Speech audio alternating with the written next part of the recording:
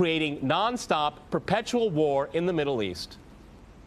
Well, I'm going to make this interesting and disagree with everyone. Okay. I do not accept the premise, which probably isn't too much of a surprise, but nonetheless, I reject the premise that the whole point of the so-called war on terror or investing in the Mujahideen was to somehow fight terrorism or to make a better world.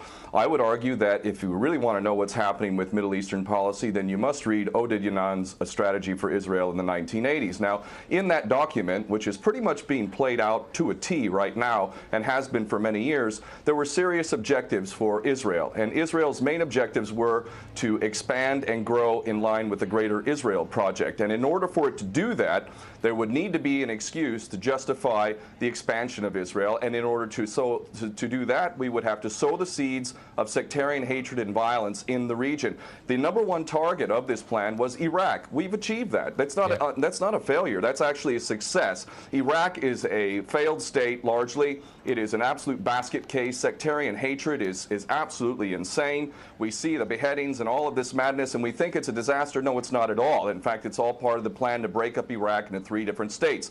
When we look at Syria, we also find that the goal is once again the same thing: sow the seeds of sectarian hatred and basically turn that nation into a basket case. This is happening according to plan as well. Now, ISIS, funny enough, could stand for the Israeli Secret Intelligence Service. Many people are seeing the very big benefits to the state of Israel, the so-called Jewish state of Israel, by the breakup and the balkanization of the surrounding states. So actually, if you believe what's being told to you, and I just don't know why anyone would believe anything that comes out of the mouth of virtually any Western leader, whether it be Obama or Bush or any of the rest of them, all of these people are nothing but patent liars, and everything they say is pretty much the opposite of the truth. So I don't accept virtually anything they say. Okay, good. Okay, Peter, if I can go to you in New York.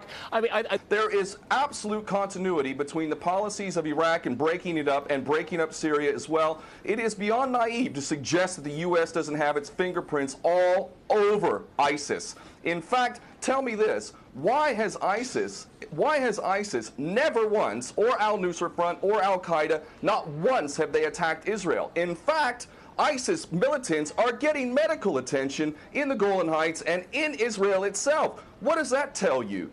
There is absolute continuity, but the actual policy, just like the Project for a New American Century laid out very clearly, that a, quote, new Pearl Harbor would be necessary to achieve this goal of full spectrum dominance. You could never tell the American people, or the world for that matter, we're going to fight wars of aggression where we're going to have to invade and occupy, we're going to have to spend hundreds of billions, if not trillions of dollars to achieve the goal of full spectrum dominance, which is to control, absolute control over air, land, sea, and space and cyberspace. The American people never would have bought it, so you can't tell them that. You have to tell them a bunch of lies, and we see this over and over again. What you have to do, Ken, if I can go, it would actually be a question that there must always be a boogeyman. In fact, you're sitting in Russia now.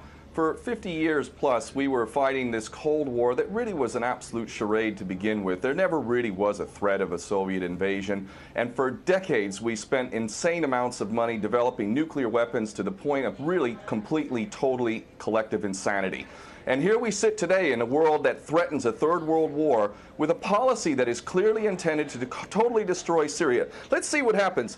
If we take Bashar al-Assad out of the equation in Syria, does anybody with half a brain not understand that that vacuum that's going to be created is going to be a vacuum filled by the most powerful interests there? And who is that right now? Well, that would be our best friends and allies, these little Frankenstein monsters that we create, whether it's al-Qaeda or al-Nusra Front or the latest ISIS monster that we've created. Those are the ones that are going to fill that vacuum, and that fits perfectly in line with Oded Yanan's A Strategy for Israel in the 1980s. And if these other two gentlemen haven't read that document, I seriously suggest you do. Another thing that's really worthy of pointing out is the so-called Islamic State is anything but Islamic. And yes, there is a war on Islam. Islam is very understood by many Muslims around the world to be absolutely 100% forbidden for you to forcibly convert somebody to Islam or kill them. This is totally untrue. Back in the medieval times, when there was Muslim empires, it was an absolute understanding and policy amongst the Muslims who were in charge at that time that those who practiced whatever religion were allowed to continue practicing that religion, and they were not even forced to pay taxes into the Muslim empire itself. However, However, if people wanted to practice that religion, they would not be able to derive the benefits of the tax system and so on and so forth. The bottom line is no Muslim in their right mind would justify going in and literally executing men, women, and children simply because they don't convert to your religion. These people are not Islamic. They are creations of the monster, which is the empire of the United States and all its cohorts in Israel and England in particular. And this monster is purposely created to justify the continuing insanity of the never-ending war policy, which is really the core of America. And that is exactly why I renounced my U.S. citizenship. This madness cannot be considered anything but the major threat to the world.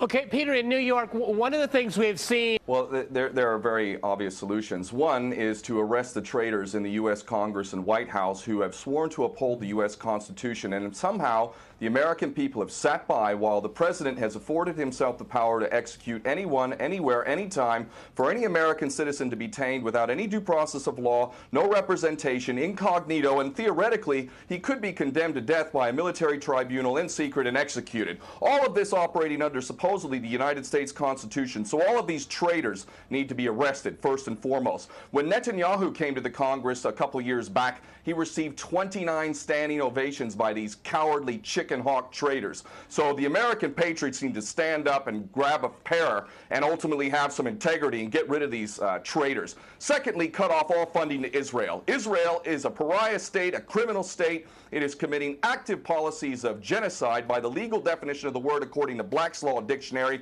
That country needs to be cut off right now. All of their attention needs to turn inward. Stop your little empire endeavors and full spectrum dominance and all of this sort of madness. Start taking care of your infrastructure back home. Start taking care of the American citizens who have worked their whole lives and now find themselves wondering how they're going to keep a roof over their head.